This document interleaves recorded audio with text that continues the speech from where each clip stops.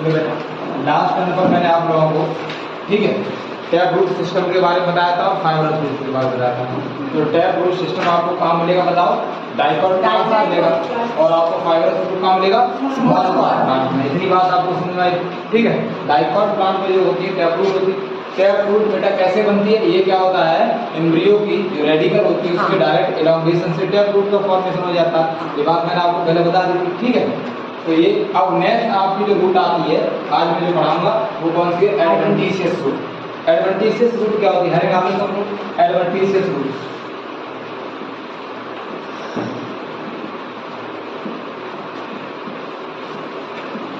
Adventitious root, adventitious root होती क्या है? पहले बता दो जल्दी।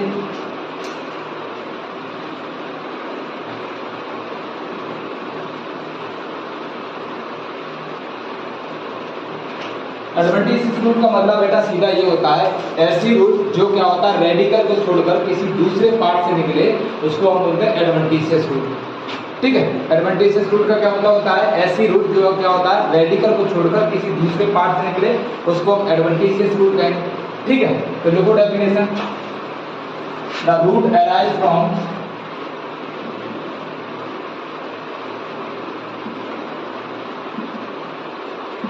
the root arise from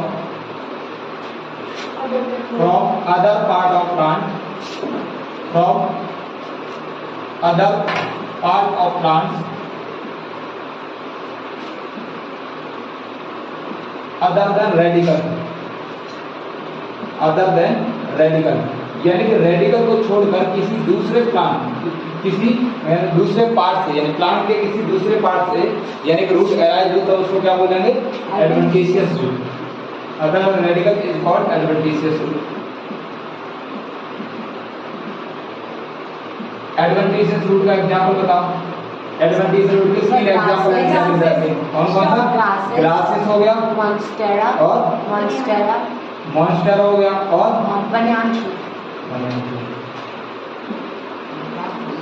monstera और बनियान।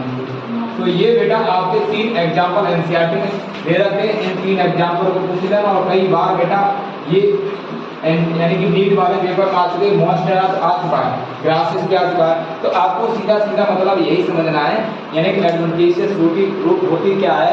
ऐसी रूट जो रेडिकल को छोड़कर प्लांट के किसी दूसरे पार्ट से निकले, उसी को हम क्या बोलते हैं? एडवेंटिशियस रूट कहते हैं। इसके तीन एग्जांपल हैं, ग्रासेस है, मॉन्स्टेरा और बनियान ट्री है, ठीक है। लिखो जल्दी।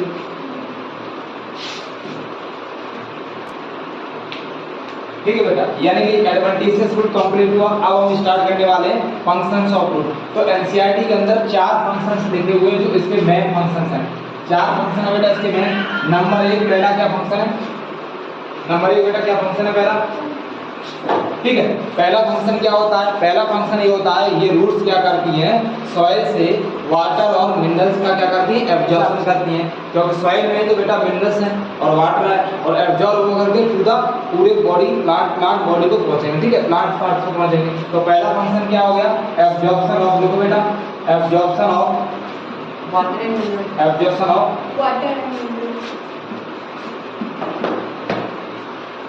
Water and minerals, water and minerals from the soil, यानी कि सॉइल से बेटा ये क्या है? वाटर और मिनरल्स का एब्जॉर्प्शन करती हैं और प्लांट्स को पार्ट को प्रोवाइड कराती हैं। तो मेन फंक्शन है इसका ये हो गया। दूसरा बेटा इसका फंक्शन क्या होता है? प्रोवाइड द प्रॉपर एनकरेज, ठीक है। दूसरा फंक्शन क्या है? प्रोवाइड द, दूसरा फंक्शन है provide the proper encourage,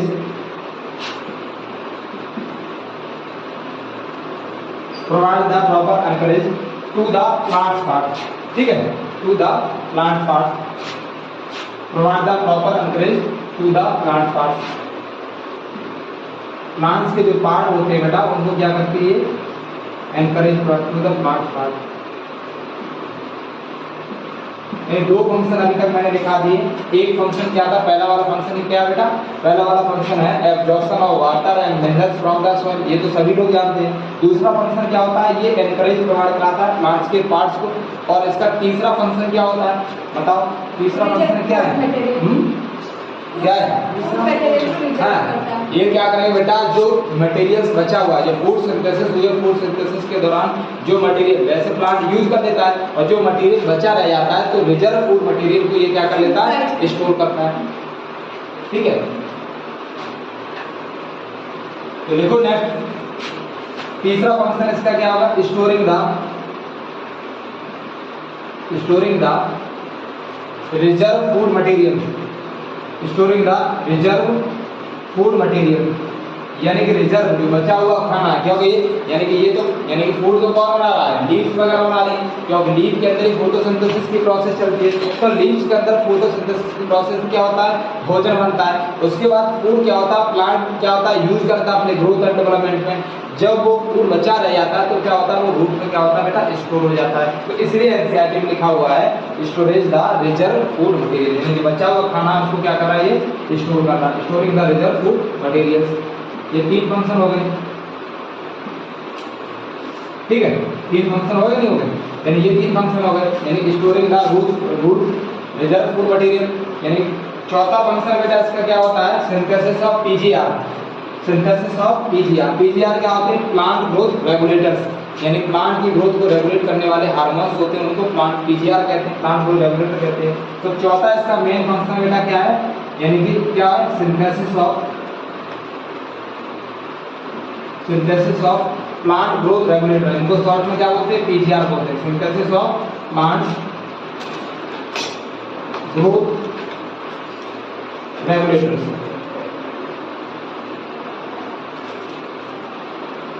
synthesis of plant growth regulators, समझ में आ रहा नहीं आ रहा तुम लोगों को, इनको हम क्या बोलते हैं, पीजीआर कहते हैं, शॉर्ट में इनको क्या बोलते हैं, पीजीआर। तो इस तरीके से बेटा आपकी एनसीईआरटी में चार फंक्शन दे रखे और चारों फंक्शन आपको अच्छे से तैयार कर लेने, क्योंकि यही बेटा क्वेश्चन फ्रेम होकर के आपको नीट में पूछे जाते हैं। नीट में कोई नए क्वेश्चन नहीं बनते हैं, नीट में टू द पॉइंट एनसीईआरटी की लाइन ही लाइन पूछेगा। ठीक है, इतना बड़ा सिलेबस है, कोई एनसीईआरटी से बाहर नहीं जाता, आपको एक्स्ट्रा पढ़ने की जरूरत है भी नहीं है। ठीक है, और ना ही मैं पढ़ाऊंगा एक्स्ट्रा, जो पूछा जाएगा वही पढ़ाया जाएगा। ठीक है, तो यानी कि इसके चार फंक्शंस हैं, ये आपको तैयार कर लेना है। ये मेन फंक्शन ऑफ रूट के, पहला फंक्शन तो सबको पता रहता है, रूट के पास क्या होता है, रूट हेयर होते हैं, और रूट हेयर की हेल्प से ये क्या करते हैं, वाटर और मिनरल्स का एब्जॉर्प्शन करते हैं सॉइल से। ठीक है, उसके बाद ये क्या करेंगे, यानी प्लांट्स के पार्ट को, यानी कि ये क्या कराएं, एनकरेज प्रोवाइड करते हैं। ठीक है, तीसरा फंक्शन क्या हुआ, जो बचा हुआ खाना रिजर्व फूड मटेरियल है उसको ये क्या करेंगे, स्टोर करेंगे। और चौथा फंक्शन क्या होता है, ये यानी कि पीजीआर का फॉर्मेशन करते हैं, सिंथेसिस करते हैं। सिंथेसिस का मतलब क्या होता है, फॉर्मेशन करना। तो प्लांट ग्रोथ रेगुलेटर होते हैं, उन्हीं को ये क्या करते हैं बेटा, सिंथेसिस करते हैं। तो ये चार बेटा आपके फंक्शन है रूट के, मेन फंक्शन रूट के यही है, इसके अदर देन फंक्शन होंगे वो मॉडिफिकेशन में मैं पढ़ाऊंगा। ठीक है, देखो जल्दी, चलो अभी तक बेटा मैंने आप लोगों को एडवांटेजेस रूट पढ़ा दिया था, उसके मेन फंक्शन पढ़ा दिए थे, उसका रूट के मेन फंक्शन चार फंक्शन थे। अब नेक्स्ट टॉपिक है हमारा बेटा रीजन ऑफ रूट्स। रूट के बेटा लगभग 3 रीजन होते हैं, मेन इसके 3 रीजन होते हैं। नंबर 1 रीजन ऑफ मैचुरेशन होता है, नंबर 2 रीजन ऑफ एलोंगेशन और number 3 region of mathematic activity. ठीक है, यानी कि जो रीजन ऑफ मैचुरेशन होता है ये क्या होता है, लगभग सॉइल के पास वाला रीजन होता है। यहाँ से अगर मैं ऊपर देखूंगा तो यहाँ से क्या होगा, यहाँ से स्टेम निकलेगा सॉइल से ऊपर, और स्टेम के ऊपर क्या होंगी, ब्रांचेज होंगी। अगर मैं यहाँ से आप देखो तो आपको इससे आपको पता चल रहा है प्रॉक्सिमल रीजन कौन सा, डिस्टल रीजन कौन सा। एनसीईआरटी में कई बार ऐसे क्वेश्चन बन जाते हैं, कौन सा प्रॉक्सिमल है कौन सा डिस्टल है। तो जो सॉइल की तरफ जो रीजन होता है, यानी कि ये उसको प्रॉक्सिमल रीजन कहेंगे और ये वाला डिस्टल रीजन कहेगा। ठीक है, तो इस तरीके से बेटा यानी कि रूट के 3 रीजन है, region of maturation, region of elongation और रीजन ऑफ मैथमेटिक एक्टिविटी। ठीक है। तो अभी मैंने क्या बोला, इस तरीके से बेटा ये क्या प्राइमरी रूट है। प्राइमरी रूट बेटा इस तरीके से अपनी लेंथ में तभी ग्रो कर पाएंगे जब ये यहाँ की मेरिस्टेमेटिक सेल्स क्या करेंगे, डिवाइड करेंगे और उसके साथ इलॉन्गेशन एंड मैचुरेशन होगा। तो सबसे बड़ा जहाँ पर आपको पता है ये मेरिस्टेमेटिक टिश्यू कहाँ पाया जाता है, या तो रूट टिप पर मिलेगा या शूट टिप पर मिलेगा। तो जो ये वाला पार्ट होता है इसको हम बोलते हैं रूट टिप। तो रूट टिप पर क्या होता है, मेरिस्टेमेटिक सेल्स मिलती है। तो इस वजह से इस रीजन का नाम क्या पड़ेगा, रीजन ऑफ मेरिस्टेमेटिक एक्टिविटी। इस रीजन की जो सेल्स होती हैं बहुत ज्यादा स्मॉल होती है, यानी मेरिस्टेमेटिक रीजन की जो सेल्स होती हैं वो क्या होती है, बहुत ज्यादा स्मॉल होती हैं। साथ ही साथ कैसी होती हैं, उनकी थिन वॉल्ड होती है। और क्या होगा, इनके साथ डेंस प्रोटोप्लाज्म भरा हुआ है। तो क्यों इस रीजन की सेल्स के अंदर डेंस प्रोटोप्लाज्म क्यों मिलता है, उसका रीजन ये होता है, ये सेल्स क्या करेंगे, बार बार डिवाइड करेंगे और डिवाइड करके क्या करेंगे, अपना नंबर बढ़ाएंगे। ठीक है। तो इस वजह से यहाँ पर डेंस प्रोटोप्लाज्म इनका मिलता है। ठीक है। तो यानी कि आपको यही याद रखना है मेरिस्टेमेटिक रीजन की सेल्स कैसी होती है। मेरिस्टेमेटिक रीजन की सेल्स बहुत ज्यादा छोटी होती है, स्मॉल होती है, थिन वॉल्ड होती है और साथ ही साथ इनके पास डेंस प्रोटोप्लाज्म मिलता है और बार बार ये डिवाइड करके अपना नंबर बढ़ाएंगे। ठीक है। तो ये वाला ये आपको काम मिलने वाला है रूट टिप पर, मेरिस्टेमेटिक जॉब मिलने वाला है। इतना आप लोग याद रखना, यानी ये काम मिलेगा रूट टिप पर मिलेगा। इससे ऊपर वाला प्रॉक्सिमल वाला रीजन क्या कहलाता है, रीजन ऑफ इलॉन्गेशन कहलाता है। रीजन ऑफ इलॉन्गेशन की सेल बेटा, जैसे यहाँ पे मेरिस्टेमेटिक रीजन की सेल्स ने क्या किया, डिवाइड किया। मेरिस्टेमेटिक का मतलब क्या होता है बेटा, डिवीजन करना।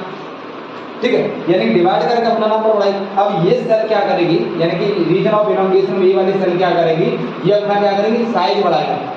साइज बढ़ाएगी। तो यानी इस वजह से इस जो रीजन ऑफ इलॉन्गेशन की सेल है, इलॉन्गेशन से पता चल रहा है, यानी जब साइज यानी साइज बढ़ेगा सेल का तो इनकी सेल में क्या होगा, इनलार्जमेंट होगा और इलॉन्गेशन होगा। तो जिसकी वजह से क्या होता है, रूट अपनी लंबाई में ग्रो करती है। जैसे यानी कि मान लिया पहले इतनी छोटी रूट थी, अब यहाँ पर क्या हुआ, यानी मेरिस्टेमेटिक सेल्स जो थी वो क्या करें, डिवाइड करके अपना नंबर बढ़ाती। अब इनका साइज बढ़ेगा, तो साइज बढ़ने से बेटा ये इलॉन्गेशन वाला रीजन हो गया और इससे वाला ऊपर वाला मैचुरेशन वाला रीजन। तो यहाँ जो सेल का साइज बढ़ेगा और साथ साथ क्या होगा, एनलार्जमेंट होगा। ठीक है। तो उसकी वजह से क्या होता है, रूट की क्या होगी, लंबाई बढ़ेगी। तो अगर आपसे क्वेश्चन ये पूछा जाए, यानी कि ऐसा कौन सा रीजन है जो रूट की लेंथ बढ़ाने के लिए रिस्पॉन्सिबल होता है, तो रीजन ऑफ इलॉन्गेशन।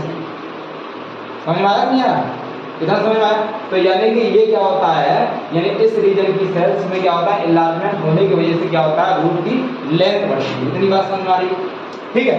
अब नेक्स्ट रीजन हमारा कौन सा, इसके प्रॉक्सिमल रीजन और देखोगे तो इसके प्रॉक्सिमल रीजन देखोगे, ऊपर की तरफ हम जा रहे हैं, तो ये वाला रीजन कौन सा हो गया आपका, रीजन ऑफ मैचुरेशन। अब रीजन ऑफ मैचुरेशन की सेल्स क्या करती है, इस रीजन की सेल्स क्या करेंगी, डिफरेंशिएट हो जाती हैं, साथ ही साथ क्या हो जाती है, मैच्योर हो जाती है। और यहाँ पर इस रीजन में आपको पूछा जाएगा रूट हेयर्स कहाँ पाए जाते हैं, तो रूट हेयर्स जो होते हैं वो आपको रीजन ऑफ मैचुरेशन में मिलेंगे। ठीक है। इनको हम क्या बोलते हैं, एपिडर्मल हेयर कहते हैं। क्यों एपिडर्मल हेयर कहते हैं, क्योंकि बेटा ये आपकी एपिडर्मिस से ही निकलते हैं। ठीक है। जैसे पिछली साल मैंने आपको एनाटॉमी पढ़ाया था, एपिडर्मिस से बेटा क्या होता है, रूट हेयर्स निकलते हैं। हाँ। तो इस वजह से एनसीईआरटी मॉर्फोलॉजी वाले ने लिखा दिया है, यानी रीजन ऑफ मैचुरेशन में क्या होता है, रूट हेयर्स निकलते हैं और उन्हीं को क्या बोलते हैं, एपिडर्मल हेयर्स कहते हैं। इनके जो रूट हेयर्स होते हैं, यानी रूट्स होते हैं, इनके जो रूट हेयर्स होते हैं, इनके रूट हेयर्स हमेशा कैसे होते हैं, थ्रेड लाइक स्ट्रक्चर होता है, यानी कि धागे जैसे आपको दिखाई देंगे, थ्रेड लाइक स्ट्रक्चर होंगे। और साथ ही साथ कैसे होते हैं, यूनिसेलुलर होते हैं। कैसे होते हैं, यूनिसेलुलर होते हैं। ये आपको मैं एनाटॉमी में पढ़ाऊंगा, लेकिन अभी भी याद रखो यूनिसेलुलर होते हैं। और इनका यानी कि रूट हेयर्स का जो मेन फंक्शन क्या होता है, बताओ, रूट हेयर का मेन फंक्शन क्या होता है, absorption of water and minerals. क्या करेंगे ये, absorption of water and minerals, absorption of water और मिनरल्स फ्रॉम द सॉइल। यानी कि रूट हेयर का बेटा फंक्शन होता है क्या करना, यानी कि वाटर और मिनरल्स का एब्जॉर्प्शन करना, कहां से, सॉइल से एब्जॉर्प्शन करना। समझ में आ रहा है, नहीं आ रहा है, इतना समझ में आ रहा है। अब देखो बेटा, यानी कि मैंने तीनों रीजन बता दिए, तीनों रीजन में क्या कौन सी सेल होती है, साथ ही साथ अब ये रूट कैप है। तो रूट कैप क्या होता है, रूट टिप को कवर करने वाला स्ट्रक्चर। ये रूट टिप है, यानी ये वाली हमारी क्या थी, रूट टिप थी, और रूट टिप को कवर करने वाला ये स्ट्रक्चर है। इसी स्ट्रक्चर का नाम होता है बेटा रूट कैप। रूट कैप किसमें हेल्प करता है, ये क्या करता है, प्रोटेक्ट द टेंडर ऑफ, ठीक है, ये क्या करेगा, protect the tender of apex of root. ये रूट का ये वाला एपेक्स है, ये अपेक्स वाला पार्ट क्या होता है, बहुत ज्यादा टेंडर होता है, कोमल होता है। जब ये अंदर जब रूट होती है सॉइल के अंदर क्या करेगी, जब बेटा अंदर तक ग्रो करेगी तो ये क्या होगा, डैमेज हो जाएगा। तो डैमेज होने से बचाने के लिए तो इसको ये क्या करेगा, रूट कैप उसको प्रोटेक्ट करेगा। समझ में आ रहा है नहीं आ रहा है? ठीक है, तो इस तरीके से बेटा आपका ये रीजन ऑफ रूट्स, यहाँ से देखो बहुत अच्छे क्वेश्चन बनते हैं और मैक्सिमम क्वेश्चन यहाँ से बेटा गलत होने के चांस बहुत सारे स्टूडेंट कहते हैं, क्योंकि छोटी छोटी चीजें बच्चों को भूल जाते हैं। एग्जाम्पल तो सब लोग याद करने हैं, तो आपको यही याद करना है। रीजन ऑफ रूट्स में बेटा उसके 3 रीजन है। नंबर 1 कौन सा था, region of maturation, region of elongation और रीजन ऑफ मेरिस्टेमेटिक एक्टिविटी। आपको ये याद करना सबसे ऊपर वाला रीजन ऑफ मैचुरेशन। आपको स्टार्टिंग कहाँ से करनी, रीजन ऑफ मेरिस्टेमेटिक, तभी आप पढ़ पाओ। रीजन ऑफ मेरिस्टेमेटिक में क्या होता है, स्मॉल साइज की सेल्स होती हैं और उनकी वॉल कैसे होती है, थिन वॉल होती है। साथ ही साथ डेंस प्रोटोप्लाज्म भरा हुआ है। डेंस प्रोटोप्लाज्म भरा हुआ है क्यों, क्योंकि इनकी सेल्स क्या करेंगे, बार बार डिवाइड करेंगे और डिवाइड करके अपना नंबर बढ़ाएंगे और ये जो नंबर बढ़ाएगा सेल का, यही क्या करेगा, इनका एनलार्जमेंट बढ़ेगा, साइज बढ़ेगा। तो ये कौन से रीजन में होता है, रीजन ऑफ एलोंगेशन में होता है। इसलिए एनसीईआरटी में लिखा हुआ है रीजन ऑफ एलोंगेशन की सेल्स क्या करती है, एलोंगेशन करेंगे और साथ ही साथ एनलार्जमेंट करेंगे, जिसकी वजह से क्या होता है, यानी कि रूट की बेटा लंबाई बढ़ती है, लेंथ बढ़ेगी। ठीक है, उसके बाद आगे जाकर के ये, ठीक है, आगे जाकर के दूसरा रीजन आपको मिलेगा region of maturation. Maturation region की जो सेल्स होती है वो क्या हो जाती है, डिफरेंशिएट हो जाती है और मैच्योर हो जाती है। ठीक है, और इसी रीजन में रीजन ऑफ मैचुरेशन में क्या होता है, एपिडर्मल हेयर्स पाए जाते हैं। और एपिडर्मल हेयर्स को हम क्या बोलते हैं, और रूट हेयर्स होते हैं। ये कैसा स्ट्रक्चर होता है, थ्रेड लाइक स्ट्रक्चर होता है और किसमें हेल्प करेंगे, absorption of water minerals from the soil. इतनी बात समझ में आ गई? ठीक है, और ये कैसे होते हैं, यूनिसेलुलर होते हैं। और रूट कैप तो मैंने बता दिया, यानी रूट टिप को कवर करने वाला स्ट्रक्चर क्या रहता है, रूट कैप। और रूट कैप क्या करता है, प्रोटेक्ट करता है किसको, रूट एपेक्स को। ठीक है, चलिए लिखो जल्दी फटाफट।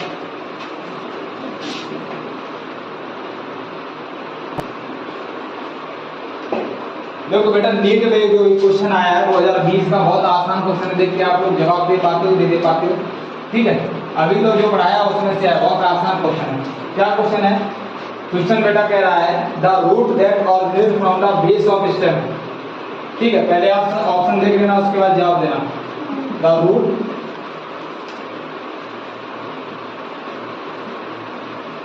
are the root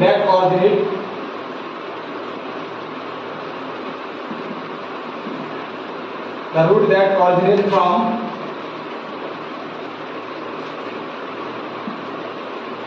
base of stem।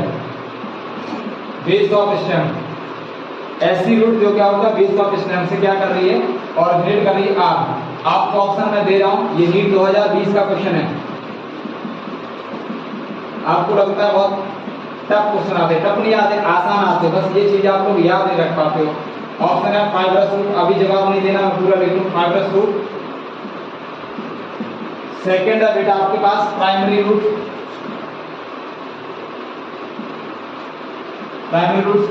Third option है बेटा आपके पास क्रॉप रूट,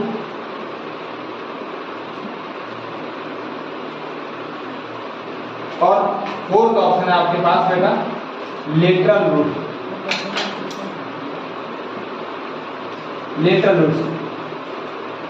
अब बताओ बेटा इसमें ऑप्शन कौन सा होगा, 2020 का क्वेश्चन है, कौन सा आंसर आएगा, first answer is the right answer, is the first. तो मैंने इसीलिए आपको जब पहला लेक्चर पढ़ाया था उसमें मैंने आपको बताया था, आपको सीधे कोई क्वेश्चन ऐसे मिलेंगे, मैंने कहा था फाइब्रस रूट जो होती है वो क्या होती है, बेस ऑफ स्टेम से निकलती है। तो मैंने कहा एक लाइन पकड़ लेना, वही पूछा है बेस ऑफ स्टेम से कौन सा ऑरिजिनेट होती है रूट, तो फाइब्रस रूट। तो ये आंसर क्या, फाइब्रस। ऐसे क्वेश्चन कर लोगे, इसी टाइप के बेटा क्वेश्चन आते हैं। कल मैं आप लोगों को, ठीक है, मॉडिफिकेशन ऑफ रूट कराऊंगा। ठीक है, मॉडिफिकेशन ऑफ रूट कराऊंगा, उसके बेटा 3 मॉडिफिकेशन है। किस किस के लिए, इन रूट का मॉडिफिकेशन फूड स्टोरेज के लिए, ठीक है, सपोर्ट्स के लिए और रेस्पिरेशन के लिए।